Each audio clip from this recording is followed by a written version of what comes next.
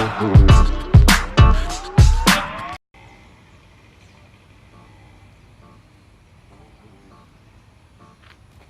hi there! It's me again, and today I'm with my friends. Hi! So today, we're gonna share you our experience in Africa. And also, we're going to impart you the information about the relationship of Philippines in some countries in Africa, namely South Africa, Kenya, and Libya. So let's start.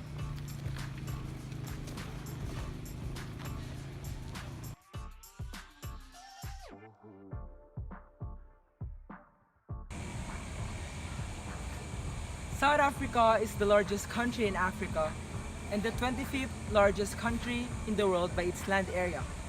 And with 57 million people, South Africa is the 24th most populous nation. Philippines-South Africa relations refers to bilateral relations between the Philippines and South Africa.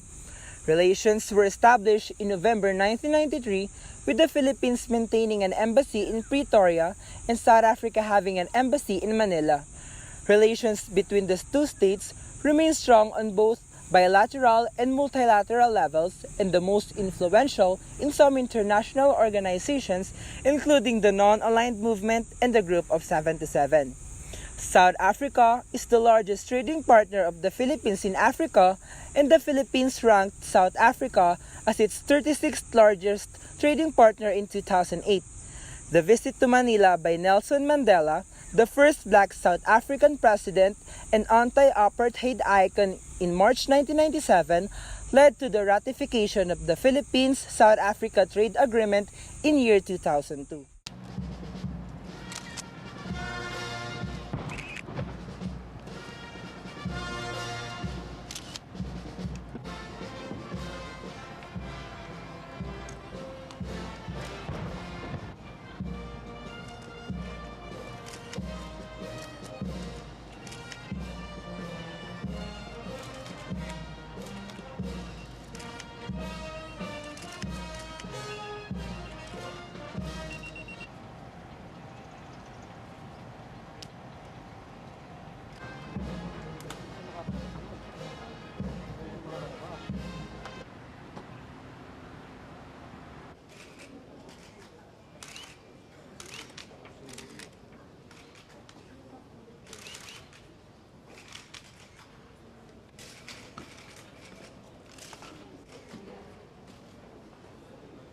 As well as global competitiveness. You had the situation where the environment for crime. Is part of your delegation as an official companion. Question, Mr. President, is whether there will be a wedding very soon. Well, my cultural background does not permit me to discuss these questions with people young enough to be my children or grandchildren. You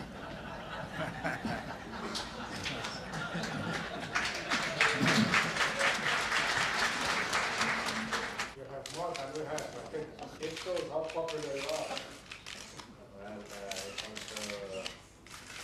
it's really in time the society that we have. What is that? We'll begin with now.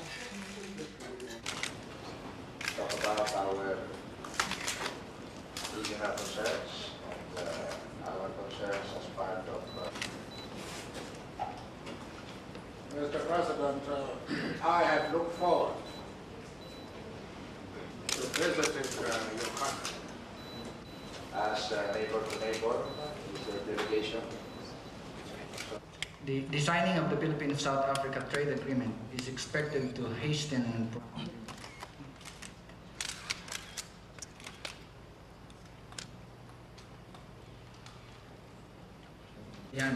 the Department of Trade and Industry will sign.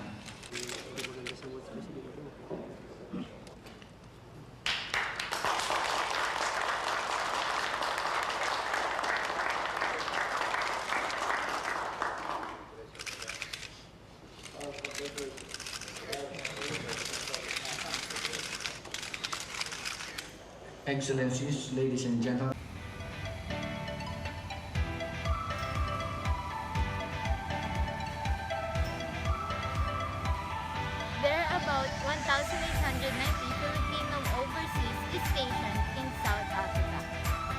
them are working in garments and packaging industries, with a minority of professional sector.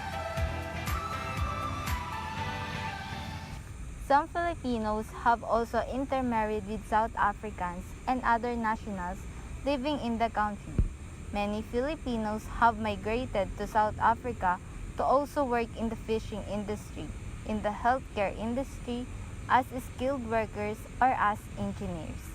The study tour of the Philippine delegation to South Africa concluded with representatives of the two countries committing to keep the flame of democracy alive. Both nations promise of democracy, protection of human rights, and addressing the inequality between the rich and the poor, and between black and white.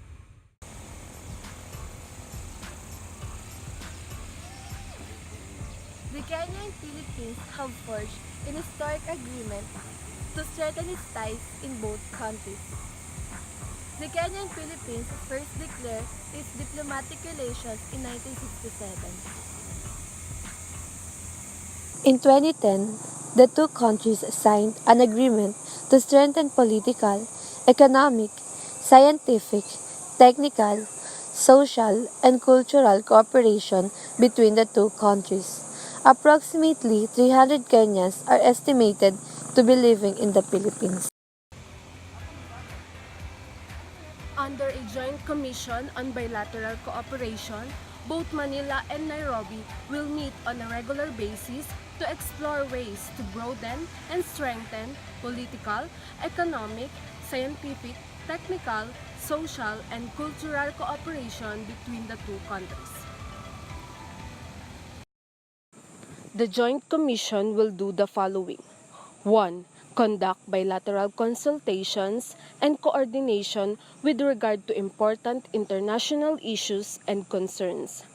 2. Follow up the implementation of the agreements already concluded or to be concluded between the two countries. 3. Promote activities in favor of political, commercial, economic, industrial, cultural, and technical cooperation. 4. Exchange information in the economic, commercial, scientific, industrial, cultural, and technical fields. 5. Facilitate implementation of relevant projects established in accordance with this agreement by separate protocols. 6. Identify new fields for continued cooperation in community development, gender, social, economic, commercial, scientific, industrial, cultural, and technical fields. The Blue Economy Conference got underway in Nairobi today, and of course no efforts were spared to market the country. But the style and method chosen by the county government of Nairobi to achieve this goal left some baffled. Now, get this. Lining sections of Mombasa Road from South Sea are pictures of the president, his deputy, all 47 governors and senators. Well, one would have been excused for thinking it was the season of political campaigns. I mean, look at that. The large portraits, complete with names and positions that each of them hold, cover a distance of about 1 kilometre. And it's perhaps the only thing remotely related to the conference that delegates can see as they approach the central business district. Well, this is Nairobi County's way of marketing Kenya, but one would have, of course, expected to see pictures of the nation's tourist attractions and even faces of perhaps Kenyans who are globally recognized, like sportsmen and women. Well, Nairobi County Government's communications director told NTV that the pictures were meant to introduce delegates to national and county government officials attending the conference.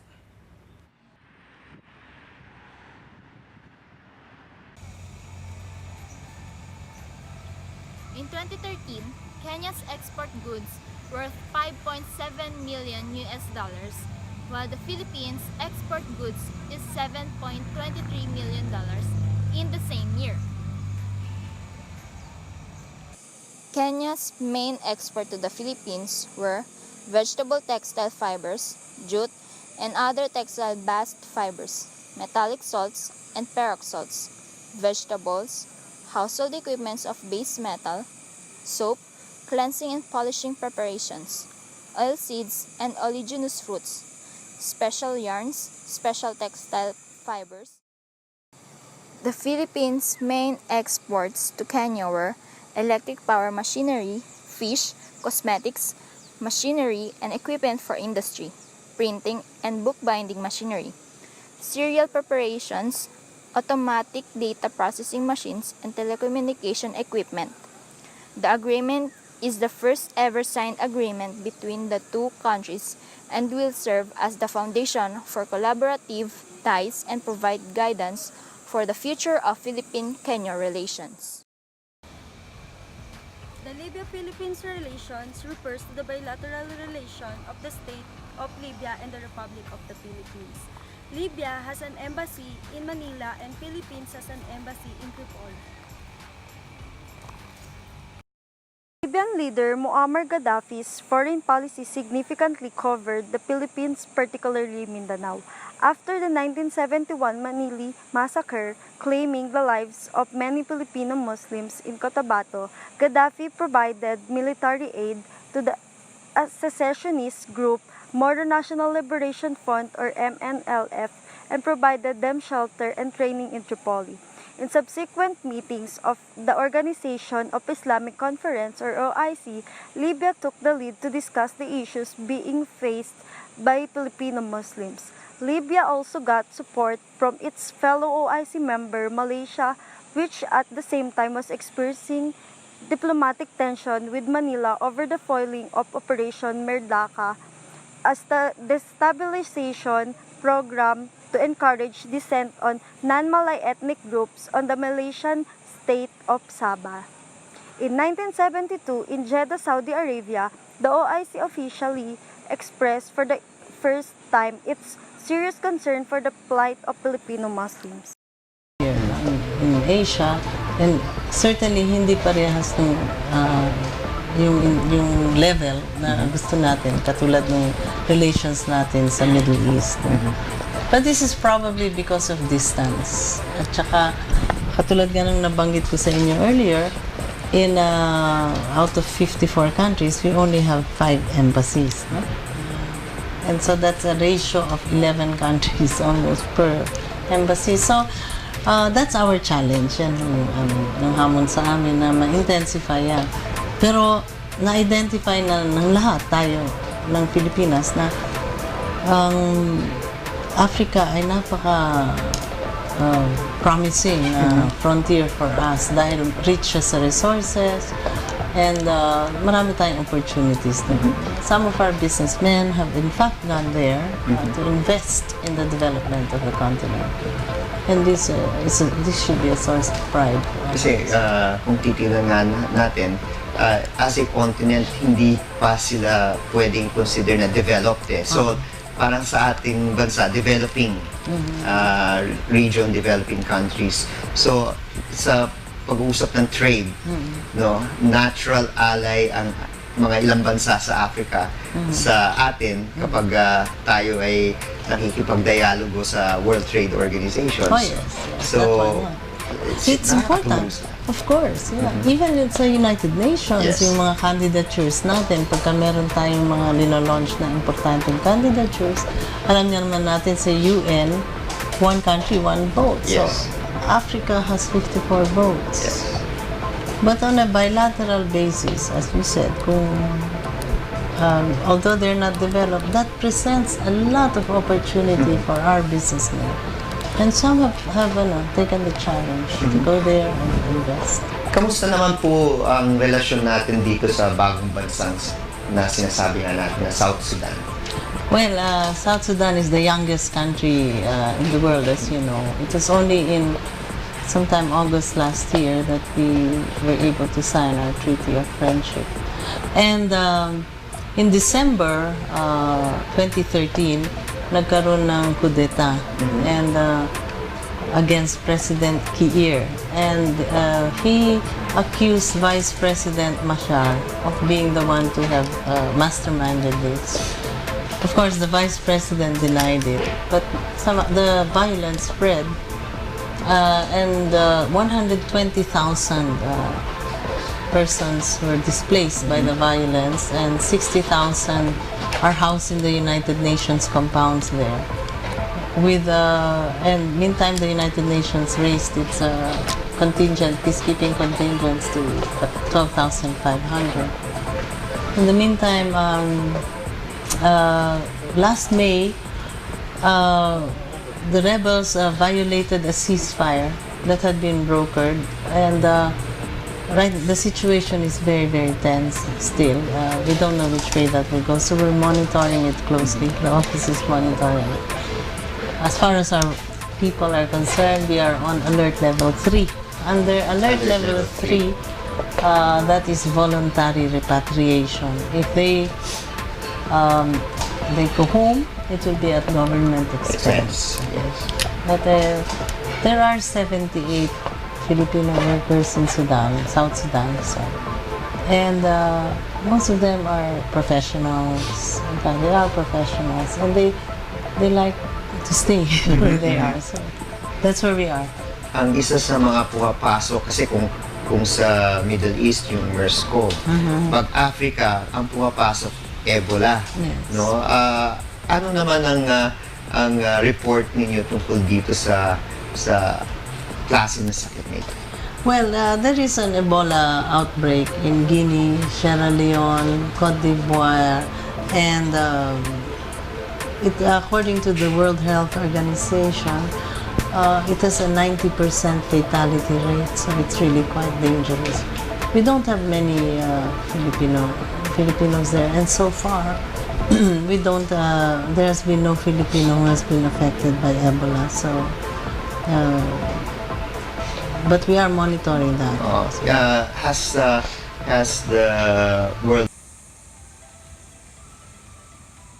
Through Philippine President Ferdinand Marcos' diplomacy, the OIC softened its instance against the Philippines and take the advantage of MNL's membership to start a new negotiation between secessionist group and Philippine government.